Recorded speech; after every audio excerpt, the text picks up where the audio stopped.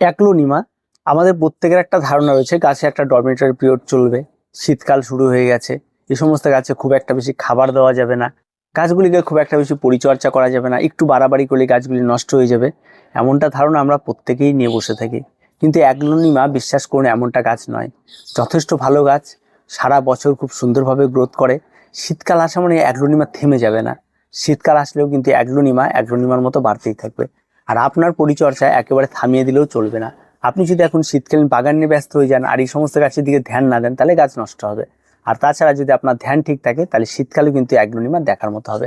তো আজকে এই শীতকালে এই অ্যাগ্লোনিমা গাছগুলি কি কি পরিচর্যা করবেন, কি কি খাবার দেবেন, এবং এখন বিশেষ করে শীত পড়ার পর এই সমস্ত গাছগুলি কি কেয়ার রয়েছে যেগুলি করলে গাছগুলি আর নষ্ট হবে না, তার নিয়ে সমস্ত পুরো ভিডিওটি স্ক্রিপ্ট না করে দেখতে থাকুন।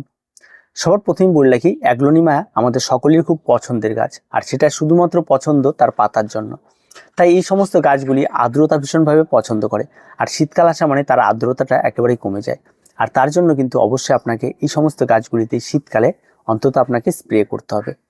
অন্তত আপনি একটা জিনিস খেয়াল রাখবেন, যে ভোরবেলায় যে কুয়াশাটা পড়ে, এই সমস্ত কুয়াশাগুলি কিন্তু এই সমস্ত গাছগুলি যতটা কম পড়বে, এই সমস্ত গাছগুলি তত ভালো থাকবে। কারণ এই ঠান্ডা জল যদি আপনার গাছের পাতায় পড়ে, তাহলে গাছের পাতাটি অনেকটা কুঁকড়ে আসে এবং গাছের পাতা সেটাকে নিতে পারে না, পরবর্তীতে আস্তে আস্তে আস্তে আস্তে পাতাগুলি কমিয়ে রাখে এবং গাছের গ্রোথটা থমকে যায়। তাই অবশ্যই চেষ্টা করবেন গাছের পাতাগুলিকে স্প্রে করার, প্লেন জল স্প্রে করার, বা সেই সময় আপনি যখন পাম্প দেবেন বা টিউবওয়েল থেকে জল তুলবেন, যে গরম গরম একটা জল থাকবে, সেটা স্প্রে করে পাতাগুলিকে পরিষ্কার করে দেবেন। এই কাজটি অবশ্যই আপনাকে শীতকালে করতে হবে। তার কারণ আরেকটি রয়েছে, সেটা হচ্ছে শীতকালে প্রচুর পরিমাণ ধূলিকণা এই সমস্ত গাছের পাতাতে জন্মে, যার ফলে কিন্তু পাতার পত্ররন্ধ্রগুলি আস্তে আস্তে বন্ধ হয়ে যায়, ফলে বাষ্পমোচন হারটা একেবারেই কমে যায়, যার জন্য কিন্তু গাছ কিন্তু আরেক দিক থেকে বিপদে পড়ে যায়। তাই অবশ্যই আপনাকে পাতা স্প্রেটা শীতকালে অবশ্যই করতে হবে। 2 নম্বর, ফার্টিলাইজার। অবশ্যই এই সময় যাদের গাছগুলি ঘেঁষে রয়েছে, তারা যদি মনে করেন এই সময় আর কি ফার্টিলাইজার দেবো, তবে ঘেঁষের গাছে কিন্তু অবশ্যই আপনাকে ফার্টিলাইজার ব্যবহার করে যেতে হবে। আর এই ফার্টিলাইজারটি শীতকালে যেটা ব্যবহার করবেন, সেটা হচ্ছে এনপিকে 1261 আর এনপিকে 20 এই দুটোকে আপনাকে 1 লিটার জলে 1 গ্রাম 1 গ্রাম করে গুলে নিতে হবে। প্রত্যেকটা গাছে 200 ml করে এটা আপনার ব্যবহার করে যেতে হবে। ঠিক পুরো শীতকাল 15 দিন অন্তর অন্তর এই খাবারটি আপনাকে ব্যবহার করে যেতে হবে।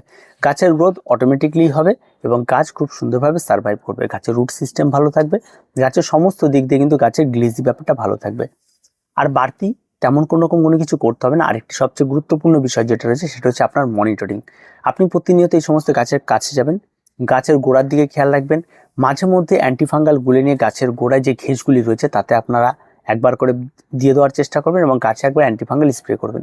শীতকালে গাছে যখনই অ্যান্টিফাঙ্গাল স্প্রে করবেন, কিছুদিন পর গিয়ে অবশ্যই আপনার পাতা জল দিয়ে স্প্রে করে অ্যান্টিফাঙ্গালগুলি ধুয়ে দেবেন। যেই ডাস্টগুলি থাকবে সেগুলিকে ধুয়ে দেবেন, কারণ একটা সময় পর্যন্ত কাজ করবে, তারপর তার আর কোনো কাজ থাকবে না, কিন্তু পাতার মধ্যে একটা স্পট পড়ে থাকবে, সেই স্পটটা যাতে না থাকে, দেখতে খারাপ লাগে, তার জন্য এটাকে পরিষ্কার করে দেবেন।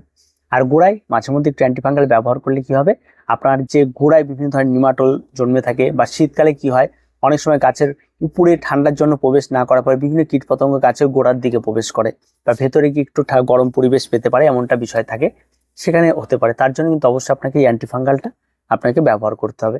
তাহলে কিন্তু গাছে যথেষ্ট অ্যান্টিফাঙ্গাল গাছেই ব্যবহার করতে, এমনটা না শীতকালীন গাছের জন্য বা আপনার যেটা নির্দিষ্ট শিডিউল রয়েছে যে আপনি এতদিন পর পর এই সমস্ত গাছগুলিকে ব্যবহার করবেন, সেই অনুযায়ী এই সমস্ত গাছ কিন্তু আপনারা স্প্রে করবেন। আর অনেকের ক্ষেত্রে এটা দেখা যায় অ্যান্টিফাঙ্গাল বলার সঙ্গে সে কি অ্যান্টিফাঙ্গাল এমনটা বিষয় নয়। আপনি আপনার ছাদ বাগান করার জন্য মোটামুটিভাবে একটা কপার অক্সিক্লোরাইড যুক্ত অ্যান্টিফাঙ্গাল আপনার কাছে রাখবেন, এতেই যথেষ্ট, আর তেমন কোনো কিছুর প্রয়োজন পড়ে না। এবার কপার অক্সিক্লোরাইড যুক্ত অ্যান্টিফাঙ্গাল প্রচুর কোম্পানির পাওয়া যায়, আর প্রচুর কিছু পাওয়া যায়। আমি যদি এখন কোম্পানি প্রমোট করতে বসি, তাহলে সেক্ষেত্রে একটা সমস্যা দেখা দেয়, তার জন্য আমরা সেগুলি করি না। আপনাদের অ্যান্টিফাঙ্গালগুলি বলে দিই, আর তার প্রিপারেশনটা আমি বলে দিলাম, সেটা আপনারা নিয়ে নিতে পারেন। আর আরেকটি যেটা পাওয়া যায় সেটা হচ্ছে সাপ, অবশ্যই সেটাও আপনারা ব্যবহার করতে পারেন, এটা আমি বলেই দিলাম, এটা আপনারা ব্যবহার করতে পারেন, তাতে কোনো রকম কোনো অসুবিধা হয় না, কম দামের মধ্যে এটা খুব ভালো একটা জিনিস। আরও প্রচুর কোম্পানি রয়েছে, আপনার যে কোনো যাবেন নার্সারিতে, বলবেন আমার গাছের পাতা পচে যাচ্ছে বা এই সমস্যা, তাহলে অবশ্যই তারা সেটা আপনাদের দেখিয়ে দেবে। তো অবশ্যই ক্রয় করার সময় 1 লিটার জল কতটা গুলাবেন, এটা সবচেয়ে গুরুত্বপূর্ণ একটা বিষয়, এটা কিন্তু অবশ্যই আপনারা শুনে নেবেন। এবার পরবর্তী স্টেজে গিয়ে আসি, আপনার ওই সমস্ত গাছের ক্ষেত্রে পুরনো পাতা যদি থাকে, কিছু পাতা নষ্ট হয়ে যাচ্ছে, সেই সমস্ত পাতাগুলি কেটে দিতে হবে। শীতকাল বলে গাছকে একদম অবহেলা একদম করা যাবে না, সমস্ত বিষয়গুলি নিয়ে আপনাকে একটা সুন্দর পরিবেশ আপনাকে রাখতে হবে। আবারও বলছি, গাছ ঠিক ততটাই করুন যতটা সময়ের মধ্যে আপনি প্রত্যেকটা গাছকে যত্ন করতে পারবেন। ঠিক সেভাবে আপনারা গাছ করুন, দেখবেন আপনার গাছ একটিও নষ্ট হবে না। আর নতুন বাগানি যারা রয়েছেন তারা যদি এই সমস্ত গাছগুলি নিয়ে শুরু করতে চান, তারা আমরা সবসময় সহজ সহজ টিপগুলি দিয়ে থাকি যে এই সমস্ত মিডিয়াতে করুন, গাছ আপনার নষ্ট হবে না, এইভাবে করুন আপনার টাকা নষ্ট হবে না। তো এইভাবে আপনাদের মেনে চলতে হবে, তাহলেই কিন্তু আপনার গাছ ভালো থাকবে। তার কিছু বলার নেই অ্যাগ্লোনিমা নিয়ে। আর আগামীতে অ্যাগ্লোনিমা আরো অনেক ভালো গ্রো করবে, অনেক ভালো মানে বেড়ে উঠবে, সেই সমস্ত বিষয়গুলি থাকবেই। আর শীতের শেষে গিয়ে আমরা একটা নতুন পরিচর্যা শুরু করবো, যেমন ফেব্রুয়ারি মাস শুরু হবে, তখন তো এই সমস্ত ইনডোরগুলি রিপোর্টিং শুরু করব। তখন আপনার নতুন নতুন আপনারা ভিডিও পেয়ে যাবেন। আর খুব তাড়াতাড়ি সামনে শীতকালীন বাগানের ভিডিও আসবে। বাগান ভর্তি শুধু শীতকালীন বাগানে চলবে বেশ কিছুদিন। শীতের ফুল এই সমস্ত কিছু কোনটা কিভাবে করবো সেগুলো স্টার্ট করবো। যদি এবছর অনেকটা লেটে করলাম, তার একটাই কারণ ছিল যে একটা ঝড় বৃষ্টি, একটা বাজে ওয়েদার আসতে পারে, তার জন্য অপেক্ষা করেছিলাম। তো যাই হোক, সামনে কালী পুজো রয়েছে, দীপাবলি রয়েছে, সবাই ভালো থাকবেন, সবাই সুস্থ থাকবেন। সেই দীপাবলির পরের থেকে আমরা স্টার্ট করব শীতকালীন বাগান, সে সময় আপনাদের সমস্ত আপডেট আমরা দিয়ে দেবো। তো অবশ্যই আপনারা এই শীতকালীন বাগানগুলি ইনডোরগুলোকে অবহেলা করবেন না। আর অ্যাগ্লোনিমাতে একেবারেই না, খুব সুন্দর একটা গাছ, শীত গ্রীষ্ম বর্ষা আপনাকে দেখার মতো হয়ে থাকবে গাছ। এই টিপসগুলো আপনারা মেনে চলুন। তো দেখা হয় পরবর্তী ভিডিওতে। প্রত্যেকে ভালো থাকবেন, প্রত্যেকে সুস্থ থাকবেন, আর চ্যানেলটিকে অবশ্যই অবশ্যই সাবস্ক্রাইব করে রাখবেন।